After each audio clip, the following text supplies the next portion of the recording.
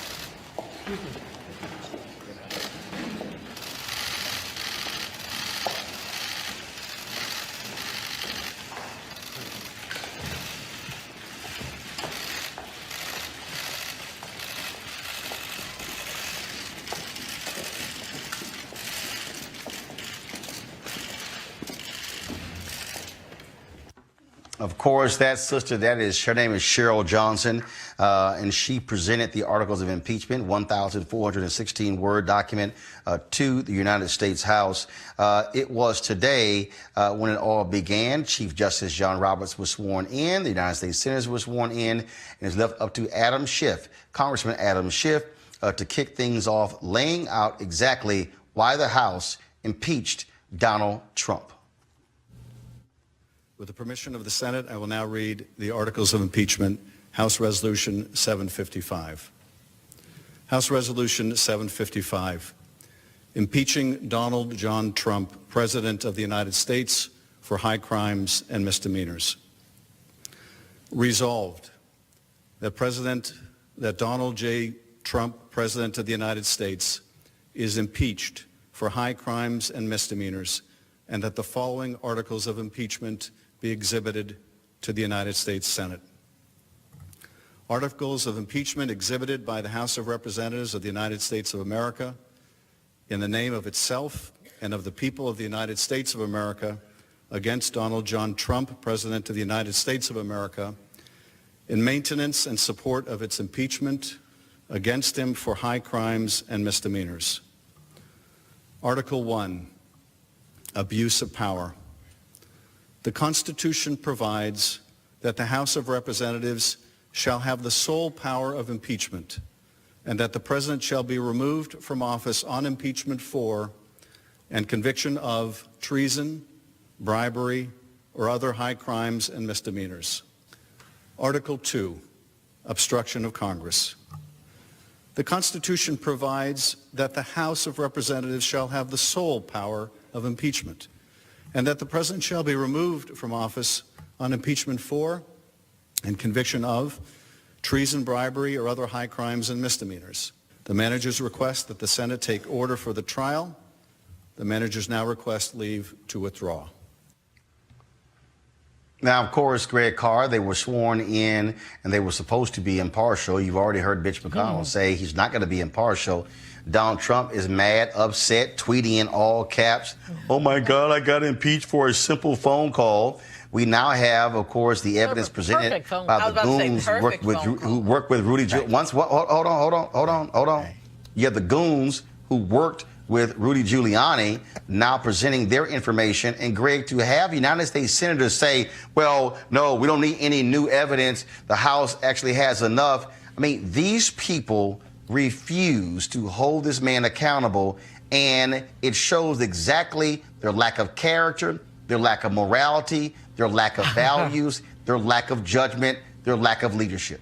Well, Roland, it has stripped down to the basic question. This is really American democracy is on trial. I mean, when Nancy Pelosi put that team together, let's set aside Schiff and Jerry Nadler for a second. Let's look at the other five. Jason Crow out of Colorado. This is one of those intelligence Democrats. So you've now shown that the intelligence community clearly says what you've done. You got Val Demings, of course, who is the police. Let's be very clear about that. This sister's like, because you got the serious sister. Then you got Sylvia Garcia out of Texas, who, again, you got the Latino in the coalition. She also is a graduate of Texas Southern Law School. And, of course, Hakeem Jeffries. And then Zoe Lofgren, who goes all the way back to the Nixon piece. So she's got her team. Basically, what she's saying is, any rational human being in this country, this is an open and shut case. So what are y'all doing? As you said, when John Roberts walked over there this afternoon, who looked like he lost his last friend before he put the robe on to swear him in, the minute he got up, took that oath from Chuck Grassley, the oldest piece of architecture left over there, this white supremacist out of Iowa, he turned around and swore those senators in. 2 senators committed perjury as they said we will, and that was Lindsey Graham and Mitch McConnell. They have already violated the lie oath they took. What's left? The only thing left is the trial of American democracy, and as this thing unfolds, as Adam Schiff lays this case out, as he began to do today, what we're going to see is that everybody in this country is going to find out that the law don't mean a damn thing if you don't have the power to back it up with enforcement. You know, Kelly. The worst of it, I'm sorry, Kelly, go ahead. Yes? Kelly, then Julianne. Kelly? No, I agree with Dr. Carr here. It's just one of those, the pomp and circumstance helps in terms of just making it as formal and traditional as possible. But like Dr. Carr was saying, McConnell and Lindsey Graham, they already said that they weren't going to do this. So what is the point? You know, everything else that's happening right now, again, it's just pomp and circumstance at this point. I feel like we already know what's going to happen when it comes to this trial. And I would be very, very shocked if the Republicans actually, you know, do their jobs and listen and actually consider the evidence and, you know, like I said, do their jobs and actually convict Trump of these high crimes and misdemeanors. One person that I was listening to earlier today on CNN, Joe Walsh, he's running for president against Trump on the Republican side, and he's one of the very few Republicans out there who's saying, look, this isn't about party, this is about country. And you're absolutely right, Dr. Carr, this is a fight for our democracy and the preservation of it. And if we do not actually act in that kind of manner, I fear for what's going to happen on the other side of this, not only during this election for 2020, but beyond. Roland, I have 2 points to make. The first point I want to make is a point about what Kelly and Greg have said about the ways that we have essentially allowed, my sister has a word called catawampus. It's like stuff does not align perfectly. My sister Mariette Malvo, and she always says, this is not catawampus. So none of this aligns perfectly, and I just want to lift that up. And what we're seeing is the lack of alignment. Kelly has spoken to it in terms of how we're dealing with it. Greg has spoken to it. Dr. Carr has spoken to it. But basically, we have something that unaligned.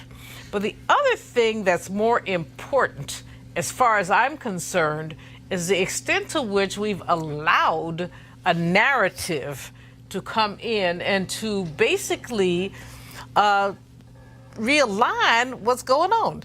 So it's a new narrative. So we're allowing that.